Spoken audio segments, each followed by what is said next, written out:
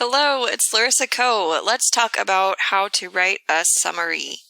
We're going to go over fiction and then nonfiction.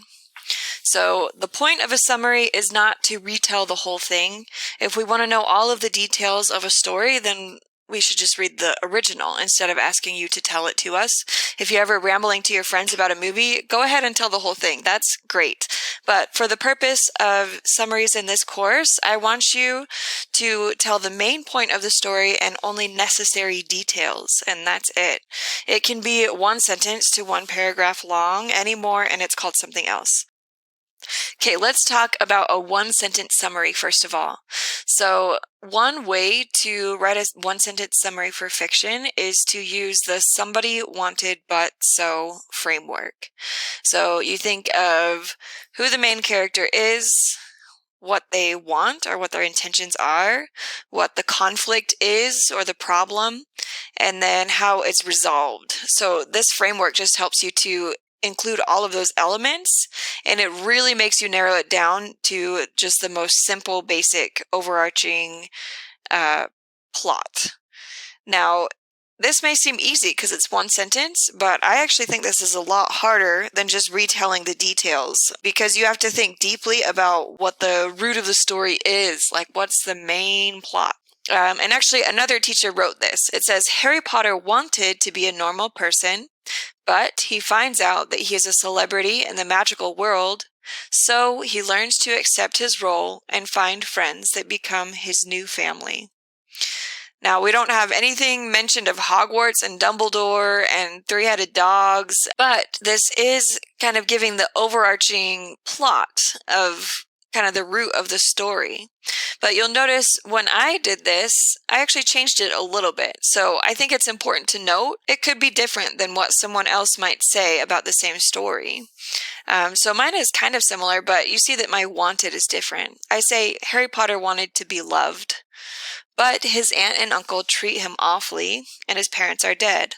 So he finds friends that become his new family and a new magical castle as his home.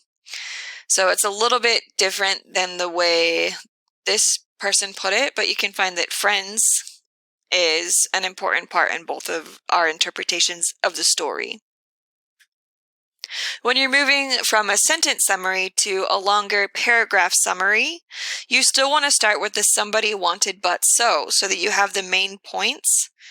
But then you can add a few sentences to explain a bit more. So this is when we are adding a few more details or important elements to help the reader understand the main point of the story. So I took my version of the one sentence summary and added a little bit to it. So the paragraph version, Harry Potter wanted to be loved, but his aunt and uncle treat him awfully, and his parents are dead. He finds out that they were actually magical, as is he, so he goes to Hogwarts to learn to use magic.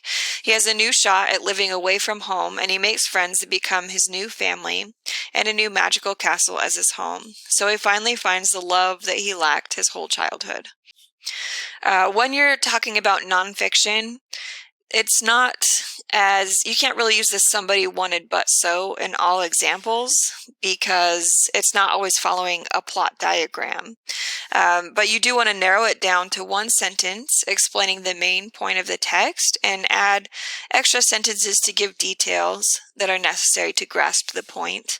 So I wanted to do this one with you just to show kind of the process. I pulled up NPR, and this is the first bit of news that is on here, so I thought I would use this to demonstrate writing a nonfiction summary. I already read the text. That's an important part. If you're struggling with the summary, try reading what you're trying to write about. And now I kind of already know what the main point is. The lucky thing about nonfiction is that in a lot of cases, the title gives away a lot. And even if you don't find the answers in the title, you'll kind of know what to look for because you're very clear about what the subject is. So the title is CDC says it's safe for vaccinated people to do these activities. So I know that this article is about what it's safe to do once you're vaccinated. And obviously I need to find out what these activities are. And that pretty much will be my summary. So I'm going to start with that. According to the CDC, It is safe for people who have gotten the COVID-19 vaccine to, and not only were the things listed here in the paragraphs, but it also has this handy bullet pointed list right here. So this, I feel like, made my job super easy for this example. So visit with other fully vaccinated people indoors without wearing masks or physical distancing. Meet with others who have been vaccinated. Visit with unvaccinated people from a single household who are at low risk for severe COVID-19 disease indoors without wearing masks or physical distancing. Meet in small numbers with unvaccinated people who are at low risk. And there's one more. Refrain from quarantine testing and following a known exposure to COVID-19 if asymptomatic. According to the CDC, it is safe for people who have gotten the COVID-19 vaccine to meet with others who have been vaccinated, meet in small numbers with unvaccinated people who are at low risk, and forego a test after being exposed to a COVID if they have no symptoms. Okay, so I have now an answer to the title, basically. So, according to the CDC, it is safe for people who have gotten the COVID-19 vaccine to meet with others who have been vaccinated, meet in small numbers with unvaccinated people who are at low risk, and forego a test after being exposed to a COVID-19 positive person if they have no symptoms. Okay, let's talk again about citations. I just gave information. I put it in my own words, but it is still information coming from this source, so it's still important for me to put in a citation. So author is Allison Aubrey. I'm going to put Aubrey in parentheses after this, and then I'll come back and do my MLA citation later. So all extra sentences give details necessary to grasp the point. When I was reading through this, I noticed that in addition to saying what it is safe to do, there was a lot of mention about what it's still not safe to do. So I think just to add to that point, I would add, it is still important to wear masks in public, though. Just because I heard that a lot and it seemed important. Okay, so that is my summary for Nonfiction, a news article. And again, I just did this in-text citation, so I'm going to add a reference page. We'll just call this references. And I'll copy and paste this